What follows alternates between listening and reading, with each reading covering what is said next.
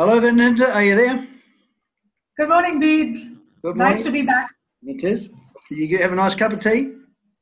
Oh, it was a cup of coffee, so it's pretty good, yes. Okay. Now, you know how we've been talking about this overwhelming sense of self-deficiency, which creates strivings towards objects and things that will protect us from actually experiencing it. That's what the whole of human life is, an effort to not experience this self-deficiency. And that's why often we're not even aware of it. But anything that protects us from this sense of self-deficiency becomes all important for us. It becomes a life and death issue. So that's why, so far, what we've discussed is that love and approval, for example, is a very an important thing that can protect us against this sense of self-deficiency. Also, winning, power. There's nothing quite as juicy as power, status, winning, position. That also defends us, and that's why and the reason that power is so delicious is because it defends ourselves against this thing. And like, have you ever noticed that? Have you ever seen these? I don't know whether have you ever seen these live kind of concerts now? You know, the X Factor and the where young people compete to become stars. Yes. The desire for fame is now insatiable. Again, the only reason that it's so appealing is it shows the depth of the self-dissatisfaction. If I'm not famous, I am nothing. Do you see what I mean? So, just as a matter of interest, Bede, the X Factor was actually originated in Holland, where I live. And it plays on the psyche that everybody wants to be famous. That's right. There's something special about me. There's nothing quite like being special. The idea of being a normal, ordinary, fallible human being becomes something that's entirely unacceptable, because it's not because being a normal, fallible human being who isn't outstanding doesn't solve this fundamental, what Swami Dayananda calls self-dissatisfaction.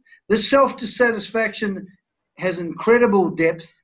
It hurts, and because it hurts, the strivings to move away from it are compulsive, and things that ward us or protect us from this become all important.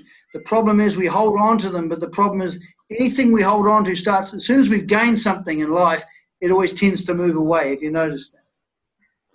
I like the way you've completely identified the root cause, the self-dissatisfaction, and that actually directs most of my life.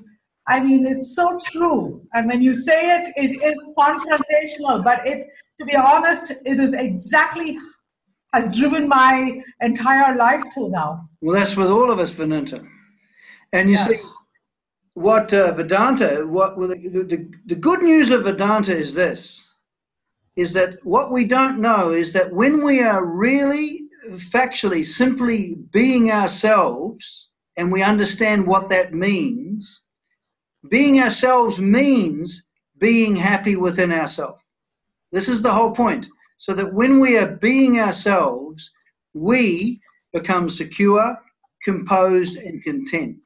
This is why self-knowledge is so important, because it frees us from samsara. This is the solution, because instead of self-dissatisfaction, we have self-satisfaction.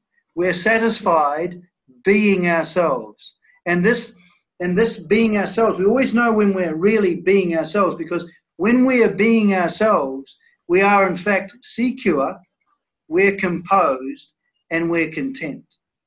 And this is why Vedanta is so important. But what gives us access to ourselves is knowledge. If we don't know ourselves, we actually can't be ourselves consciously. It's not possible. That's why knowledge is so important. Yeah. But Bede, you know what you said is about being, how everybody just being normal and fallible and just being ordinary is not considered. I mean, it's almost like you're in a lower life situation or you're a cockroach or something. Yes, but we want to bear in mind this. You see, when I say that, being ordinary, if I actually describe myself in those terms, I make myself into an object, and then I say, well, I'm ordinary and I'm fallible and I'm this, that, and the other thing. Again, it's the same problem. You see, we normally only know ourselves as an object of our own perception. That's how we know ourselves. You see, when people come to, come to a psychotherapist or whatever for help, they begin to describe themselves. They describe themselves. Now, the thing is that what we are in terms of our being is not ideas, are not conceptual ideas or descriptions.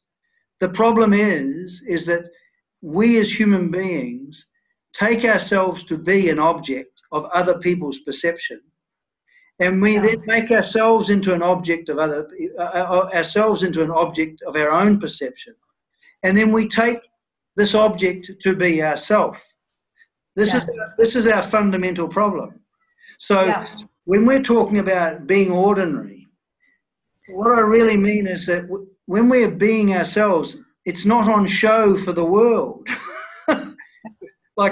Being ourselves actually hasn't got dimensions. It can't be described. Yeah. But the thing is, being ourselves isn't dependent upon applause or boos. It stands completely without reference to this becoming thing. Yes. And so, but the thing is, the whole meaning and purpose and value of Vedanta is it specifically deals with this problem of self-dissatisfaction.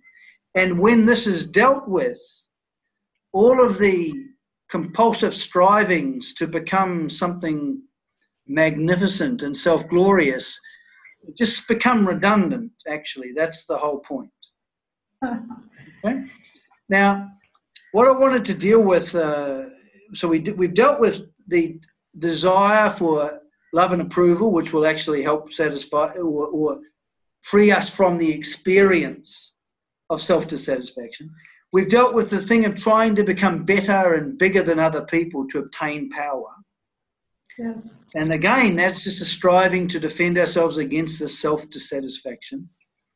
Now, there's another striving which causes immense pain and feelings of self-hatred. And I want to deal with this because when we become involved with this, our life becomes extremely difficult. And this is the desire to be perfect.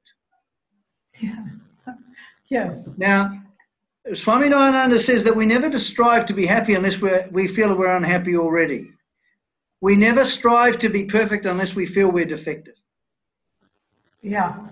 So what happens is, for various reasons, we look at ourselves and we go, oh, this isn't very good. So we have a self-dissatisfaction which is characterized by being defective. And this creates a desire that I must become perfect, free from criticism. It's not that I must do well, I must become a perfect person. Yeah. Now, there's a problem here. Because as human beings, we actually, the condition is we have limited knowledge, so we're going to not see everything that's necessary, or we're not going to see straight all the time. We can get better at seeing clearer, but it always has its limitations. Yes. Secondly, our actions can't do and produce whatever we want. They're also limited. So the ideal of perfection is impossible. But does that mean that we're not going to strive to be perfect? That's entirely possible. In fact, a lot of people do. Yeah. And it's not only within the business world. We want to be perfect in the sense that we want We want to be perfectly successful. We want to be perfectly gorgeous. We want to be perfectly this, that, and the other thing. And the problem is that as soon as we see ourselves performing in a way that we don't approve of, we suddenly beat the hell out of ourselves for not being perfect. Does that make sense? Sure, it does, because see, there is a constant, what you so nicely say, that the need to be perfect comes from the fact that you think of yourself as imperfect. It's a striving of trying to be perfect. Huh? So the Yes, origin of that. But, it is indeed true. If you look at the whole, when you're growing up, everybody has this perfect picture of a beautiful woman or a beautiful man or a handsome man. So you want to be that. Or you have this perfect picture of being academically extremely brilliant and successful. So you want to be that. I mean, so it continues constantly all through life. And there's a great problem with it because we become bitter. So Swami Dayananda says that we have these pictures of ideal pictures. We've got an ideal picture of the world, the perfect world. Yeah. We have an ideal picture of other people and how they should be acting. And we've got an ideal picture of how we're acting. The problem is that, and these ideals we turn into rules, that the world must be like this, I must be like this, other people must be like this. Well, very good. Because the world is not going to be like this, and we are not going to be like this. And then what happens is we feel a disgruntled dissatisfaction with our life because instead of measuring our life in the practical terms of, okay, what's needed here and what can I do to make this situation better and how can I improve my responses to the situation, we look at our life, we measure it against this picture and we go, my life is like this. This is what it should be like, or it ought to be like. Right. And then we feel incredibly upset and quite bitter about the fact that our life isn't like this. Yes. Now, so what happens is, and one of the most important things in life is to be able to live it without ideals. Isn't that strange? Now, we're not talking about ideal behavior in the sense of, like, I can say, for example, I can imagine myself talking to my spouse in a better way. That's useful. So having ideals in terms of functioning is useful. Yeah. But having ideals, absolute ideals, the world has to be like this. People have to be like this. They have to be fair. It's not only that, you see, it's true that we want people to act fairly. Is that true? That's okay. I like it when people act fairly. But if I have an ideal that they should act fairly completely all the time, totally in every instant, that is not going to happen. Yes. I might like it. I might like to perform well, which is actually there's nothing wrong with that, is there? Wanting to perform well. Oh. But if I insist that I have to perform well every single instant and perfectly and totally, completely, all the time, every day, forever. First of all, it is unrealistic. It is unobtainable. But just because it's unobtainable doesn't mean to say that I haven't got that ideal. Yes. And so what happens is, as soon as I notice myself acting imperfectly, I then will berate myself heavily for not doing that. Yes, and sometimes give up too. So stop doing it or not even attempt doing it because, the ideal is too high. It's like climbing Mount Everest. That's right. The fear of the self-criticism kicks in. Because, so you see, it is so much better to concentrate all our attentions on living well, not becoming a perfect person, but living well as a fallible human being, an individual living in this world, and living in such a way that I will try and see each situation as clearly as possible. And I will try to respond in the best possible way and bring value to that situation. That's not trying to be perfect. That's making efforts to live our life well. Now, such efforts are very worthy. They are very, very useful. Yes. This striving to be perfect, and in the spiritual world, it's a disaster. Yes. Because in the spiritual world, what happens is that people want to become saintly, or they want to become holy, or whatever. And Right. they want to achieve spiritual perfection. Yes. And the idea that there might be spiritual perfection that's already here. I'm not talking about that. But I'm talking about me trying to become spiritually perfect. It's the same thing. It's the same thing. So when I notice myself being harsh, talking harshly, I'll go, oh, because I've got this ideal of me being oozing with love and peace.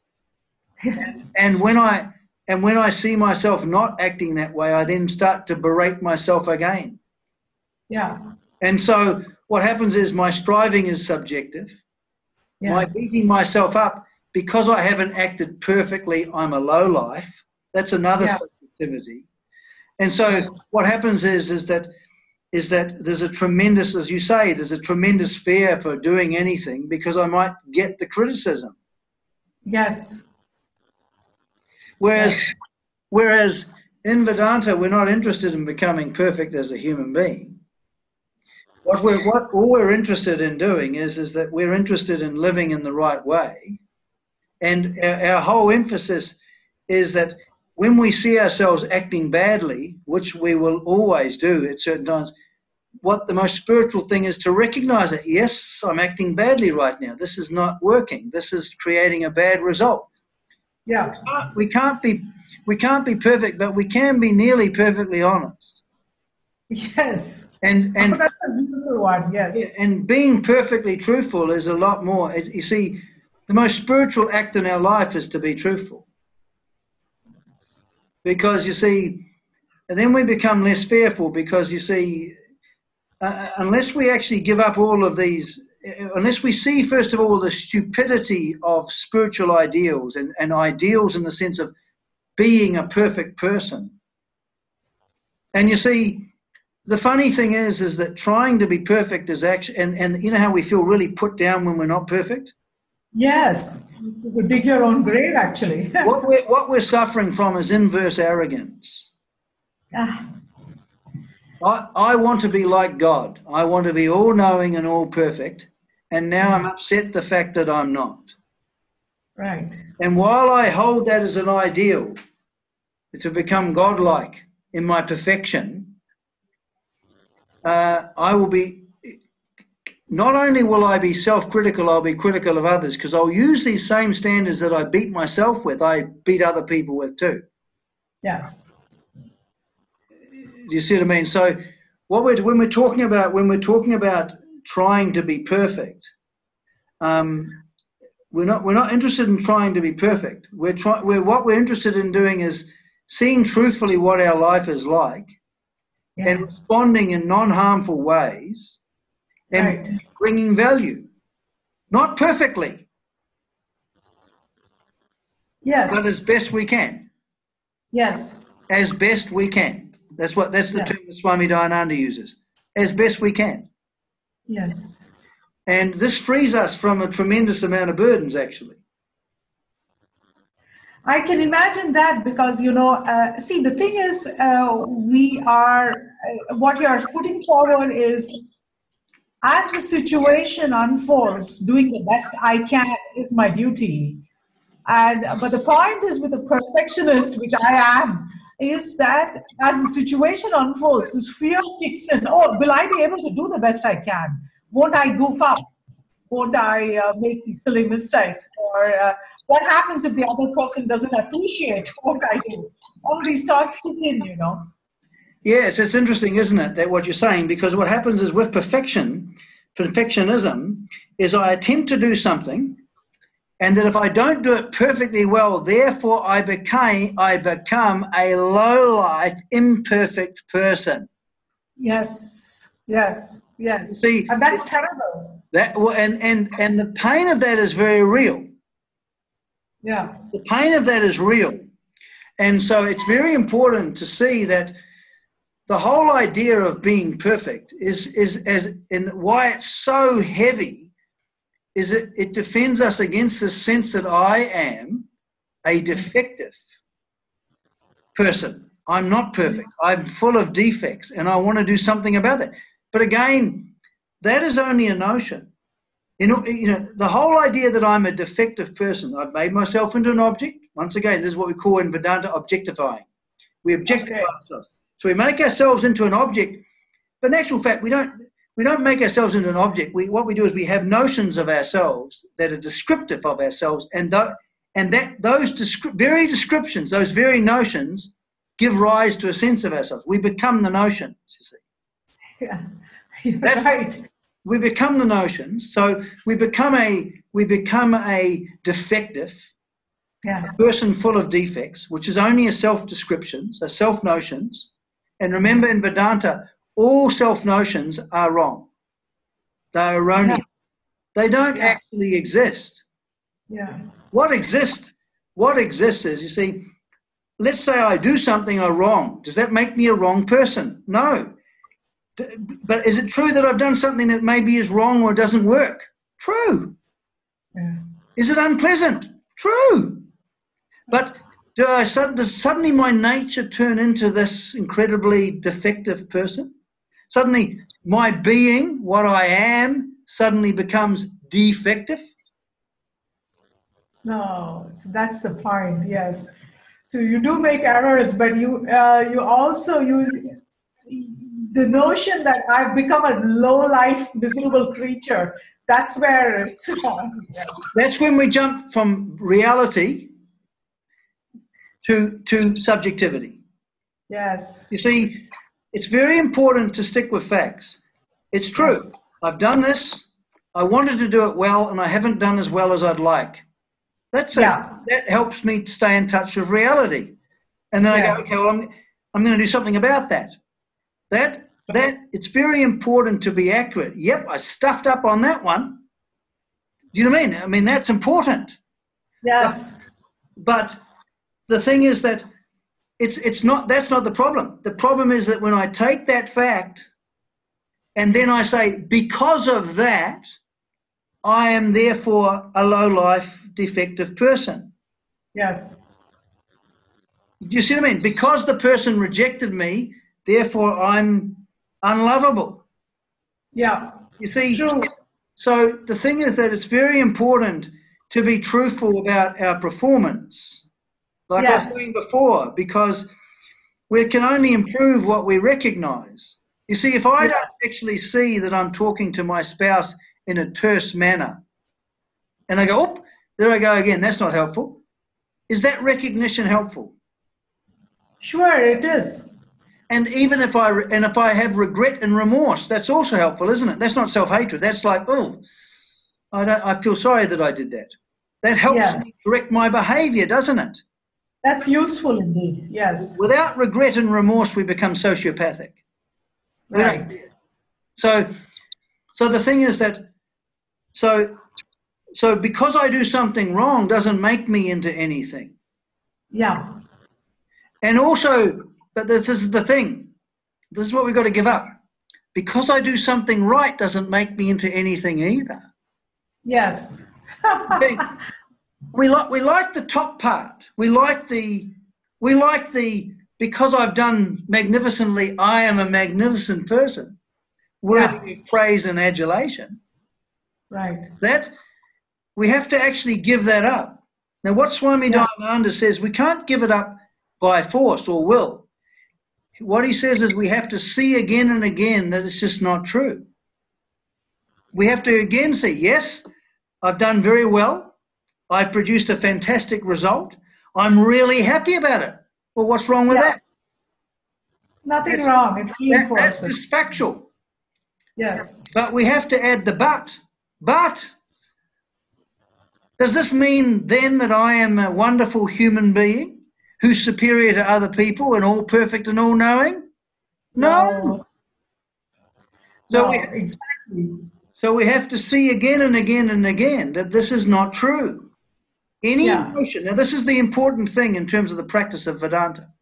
Any notion we have about ourselves is imagination. It's just not true. No. Where we get fooled is having the experience that we're a perfect person Yeah, is a wonderful experience. it is. But why is it wonderful? Because it frees us from the sense of I'm a person who's defective. Yes, correct. Whereas if we live our life without reference to this perfection, imperfection thing, if we live without self-notions, it's so important because, you see, then I can get on with the job. I'm interested in doing well. Fantastic. So you should be. Life works better when you're interested in doing well. We want to improve our performance. We want to live well with other people. Yeah. See what I mean? We want to exercise our talents and abilities. There's a very good human fulfillment doing this sort of thing. Do you see what I mean? Yes. And you see, this is the thing. So, differentiating between the legitimate need to live well and being perfectionistic. That is, can you expand on that, Bede? Because one is a search for self-glory, and to defend myself against an idea of myself that I'm a lowlife or something like that. Defend myself against self-deficiency. And the other is the expression of talents and abilities that we've been given. And when we express these in life, we can't help but feel good. It's just a law, because we're exercising our talents, but we're not being harmful. We're not. And the thing is that when we exercise our talents and we truly bring value into the world, that transforms the quality of our mind. It just does. It can't help it. Not with ego inflation. Right. Not with ego inflation, but because we are living true to our nature as a human being, who's in harmony with the order, who's functioning as they should be functioning, that what happens is a quality of happiness naturally follows from that. You don't have to worry about that. A quality of happiness just makes its appearance. But we're not pursuing happiness. We're pursuing living rightly. Yes. Exercising our talents and abilities in the act of living. Yes. You know, what comes up in my mind is what you're saying makes sense, that you live from a frame of reference of being perfectionist, or this yo-yo which you're talking about. Perfection, not perfection, and taking care of yourself. But I don't know how else to live. I don't know. What is the other frame of reference? That's precisely what we're going to be going on about later, is that we have to actually live in a different context. Now, let's imagine I say this to you. Let's imagine I tell you this. Let's imagine that I tell you that there's this guy who gets this knife and who cuts this other guy's belly open. How does that sound? Horrible. Right, but now I tell you that he's a young surgeon doing the same action under enemy fire. How does that sound? Extremely noble. Now, isn't it interesting that the context determines the meaning? Absolutely. Now, context determines meaning.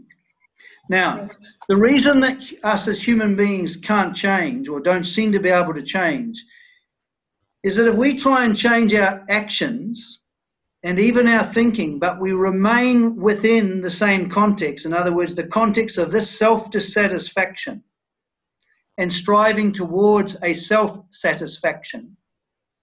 Yes. It's like rearranging the chairs of the Titanic. We remain the same. Yes. Yes. Because what happens is we have to live in an entirely different context for life to have a different meaning to us. We have to discover, and this is what Vedanta does. It enables you to discover an entirely different context from which you can live your life. Sounds awesome. Now and you see, it's only by a different context can life have a different meaning to us. You are telling me that this context exists, that such a thing exists? That's right. This is the main, you see, normally when we look at life, because we're striving to become something, we look at life as the world as a whole. It can either give me things I want or take things away. Yes. Now, when we're caught up in that view, we constantly interpret the meaning for things remains the same. We just simply go, we feel constantly victimized. Yes. And we feel, and life becomes a desperate striving. Yes. A desperate striving. Now, Really. so what Vedanta presents or unfolds is a particular way of seeing life, a discovery. You see, we have to understand everything. We have to have an understanding that encompasses everything. Yes. And in such a way, and so what Vedanta does is it unfolds a vision of reality, the total, everything. And this understanding enables us to have a different, everything means something different. Who we are means something different. Who other people are means something different, and what the world is like is something different. That's what it does. But just going back to this other thing. So this constant striving to get rid of this feeling of, you see, Swami Dayananda says that we live our life entirely under the sway or in the tension of inadequacy and self-deficiency. Yes. But he also says that this actually isn't really the problem. You see, psychology tries to deal with the problem. Vedanta says that you haven't got a problem in the first place. Now, what this means is that this, even though the experience of the self-deficiency is experienced as real,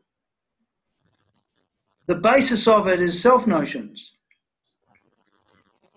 Yes. That I look at myself as an object, and I look at myself as an object. Whereas if I could actually see what it really means to be me, I don't know what I actually don't know what being me means. Really, that's so true. I've forgotten that. I just don't know that because I go. I never knew it. Yes.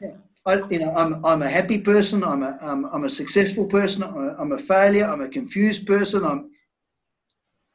The way I look at myself is as an object. So I never know what I am in myself. So true. So even this perfection, this strive for perfection is because you're saying to me, the strive of perfection is a self-defense mechanism because I see myself as imperfect. That's right. And also that the idea of myself as perfect is also another idea of myself that I can describe. Yes. See, I objectify myself, right. One thing we can take as an absolute. The person I can describe myself to be is not me. It's brilliant. It might feel like me. We're not denying that it feels like me. We're not denying that the experience is extremely overwhelming and incredibly convincing. Yeah. But what we are saying is, while we remain in samsara, while we remain living, being motivated, our whole life is being governed by a sense of self-deficiency. Yeah. Then we're enslaved because we then have this inordinate pressure to move in a certain direction. And it's an inordinate force. And when we seem to be moving away, we'll experience pleasure, but we'll never be able to do it. We'll always be going back home to the self-deficiency. So it'll always be a yo-yo. Yes. What we're saying is that life is like a wheel. It just continues around and around and around, and it's not freedom. No. I fully recognize that. It's suffering. It is suffering. Deep suffering. That's right.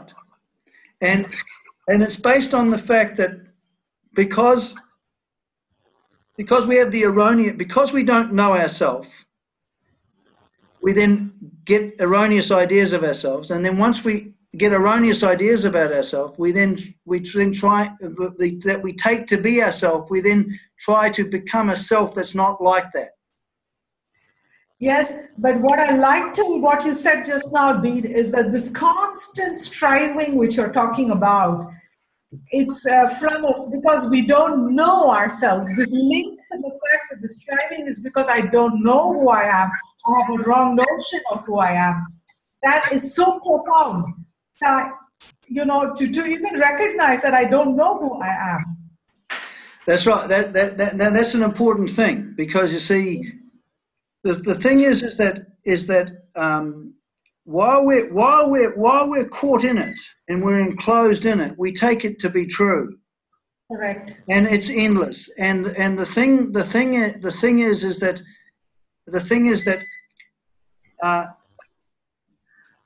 once we understand this, suddenly the emphasis is different. You see, we spend all our time trying to make the world right, okay?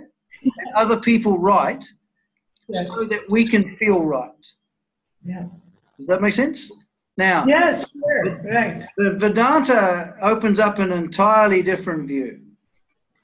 We embrace a life where we no longer attempt to change people or things or ourselves to make us feel right.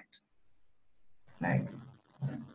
And what we do is, because we recognize the problem as ourselves, the location of the problem as ourselves, suddenly from that perspective, anytime we feel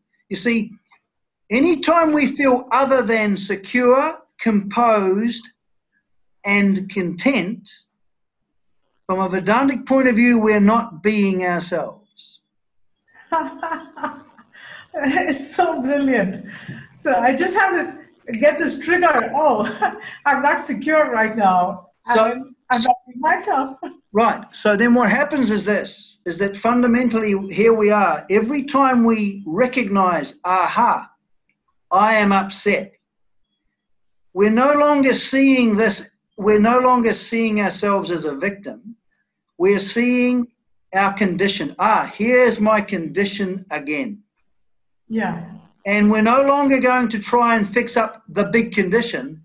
We're only going to resolve the condition right at this moment, right where I am, as I am. We're no longer going to strive to become something.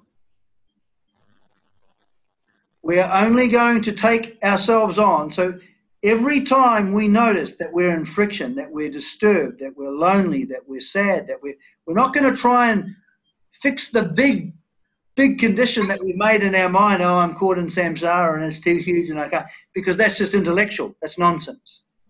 Right. What we're interested in doing is actually, first of all, recognizing fully the samsara condition. Here I am again. I'm feeling a little bit upset. Yeah. And then what we're going to do is we're going to simply, right now, right where we are, because that's where the samsara condition is, right where I am, I mean precisely that. And we're going to resolve it by being ourselves. We are not going to do anything with it as such. Right. And it's very important to understand.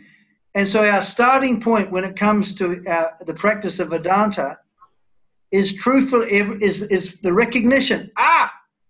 But I'm no longer saying they've upset me and I'm miserable or whatever. I suddenly go, oh, here is my samsaric condition being revealed to me again. Right.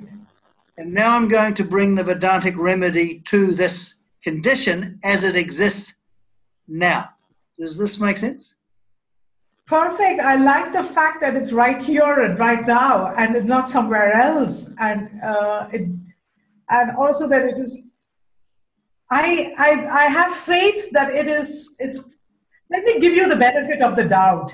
On one side, my mind is skeptical and says, there is. He's talking about something which would probably offer me a solution. So I give you the benefit of my doubt. But since I don't know what it's about, I think I need to listen more. Well, one of the things that I'll end with is this: is that when we look at life comes to us like in an hourglass, one grain at a time.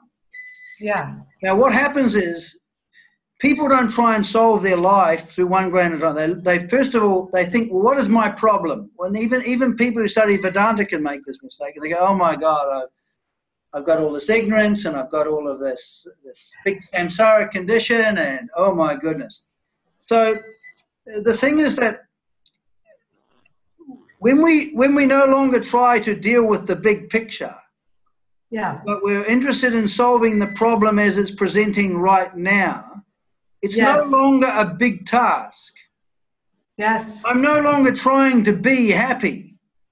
Yes. I'm interested in discovering happiness right here, right where I am, as I am.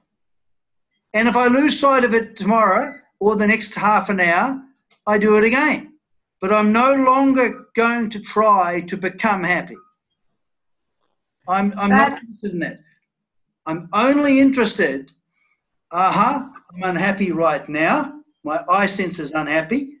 This is an I sense. This is based on a notion. And I'm going to resolve this notion right now through the practice of Vedanta. Do you see how I'm no longer interested in trying to fix the Bede project. Yes. It's endless. All I'm interested in doing is I'm interested in moving out of subjectivity. I'm upset, so I'm caught in subjectivity. I'm now going to move right at this moment to being objective right now. Gives me a lot of hope, Bede, that this huge problem has narrowed down to this right here, right now, shifting back to being objective. Right now. Right now, yes. I'm not interested in being objective 5 minutes, next 5 minutes, or to be objective for the rest of my life. I'm not that. I don't even think like that. Okay. I'm only interested that when I become aware of this fundamental self-dissatisfaction, which I now recognize as subjectivity, because I recognize my problem is subjectivity, then my interest is now to discover objectivity within this very situation now. And that is what we're going to be going on about in the next phase of our conversations, because we've been talking about samsara and the recognition of samsara. And may I say, it's vitally important that we have to begin to see any time I am disturbed, any time I am unhappy, any time I am not secure, composed, and content, I am caught up in subjectivity. And because I understand it now as subjectivity, and that this is my problem, which is not blaming myself, I'm just under the sway of subjectivity. I didn't cause it. Yes. I'm no longer going to be trying to change people and events and other people or myself, or what I think I am, should I say. I'm not interested in that anymore. I'm now going to concentrate on resolving this subjectivity as it exists in me right now, right where I am. Very good, Bede. Very good. Thank you so much. Okay, look forward to talking next time. Yes, me too. Bye-bye. Bye-bye.